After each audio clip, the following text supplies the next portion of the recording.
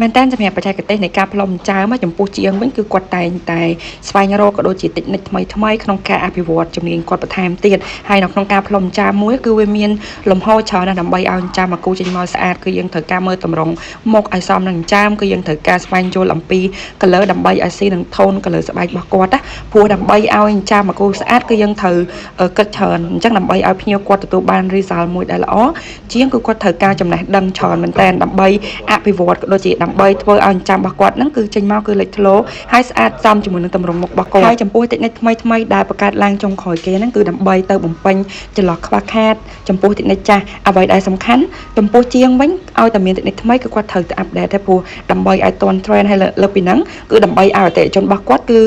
ទទួលបានគ្រប់តម្រូវការដែលភ្ញៀវគាត់សម្រាប់បច្ចេកទេសថ្មីក៏ដូចជាតិចនិចថ្មីនៅពេលដែលយើងចូលរៀនគឺយើងទទួលបានជាមួយនឹងមូលដ្ឋានគ្រឹះមួយច្បាស់ដើម្បី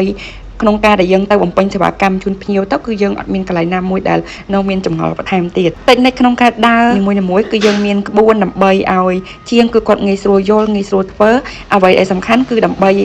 ឲ្យជាងគឺគាត់ពេលដែលរៀនចប់គឺគាត់អាចអនុវត្តបានភ្លាមអញ្ចឹងមិនថាបងដែលគាត់ជាជាងស្រាប់ឬក៏អ្នកដែលគាត់អត់ចេះសោះពេលដែលគាត់ចូលរៀនសាលាដែលមានមូលដ្ឋានគ្រឹះច្បាស់គឺពួកគាត់នឹងទទួលបានតិចនិចមួយដែលច្បាស់លាស់ក្នុងការយកទៅបម្រើសេវាកម្មជូនភ្ញៀវហើយខ្ញុំពិតជាលើកទឹកចិត្តមែនតើចំពោះជាងដែលគាត់នៅមានអារម្មណ៍ថាហ៊ានស្ទើរពេលដែលគាត់ធ្វើសេវាកម្មចាំជូនភ្ញៀវគឺលើកទឹកចិត្តឲ្យគាត់ចូលរៀនឲ្យច្បាស់ឲ្យមានមូលដ្ឋានគ្រឹះច្បាស់ទាំងការលេង color ឲ្យស៊ីនឹងធន់ស្បែកទាំងការគូសឲ្យសមនឹងតម្រង់មុខអ្វីដែលសំខាន់គឺគាត់យល់ពី step ទាំងអស់នៃការធ្វើអញ្ចាំស្តង់ដារមកគូពេលដែលយើងមានស្តង់ដារមួយច្បាស់លាស់ពេលដែលបងធ្វើសេវាកម្មជូនភ្ញៀវគឺប្រកបដោយទំនុកចិត្តហើយភ្ញៀវគាត់នឹងស្រឡាញ់ពេញចិត្តអ្វីដែលសំខាន់ក្រៅពេលរបកគឺជាប់ពណ៌មកគឺបែបធម្មជាតិអញ្ចឹងសម្រាប់បងដែលគាត់ចាប់អារម្មណ៍គឺគាត់អាចធ្វើការតោះឈ្មោះបានជាមួយនឹងថ្នាក់មូលដ្ឋានគ្រឹះនៃការផ្លុំចាំ powder brow អូខេអរគុណ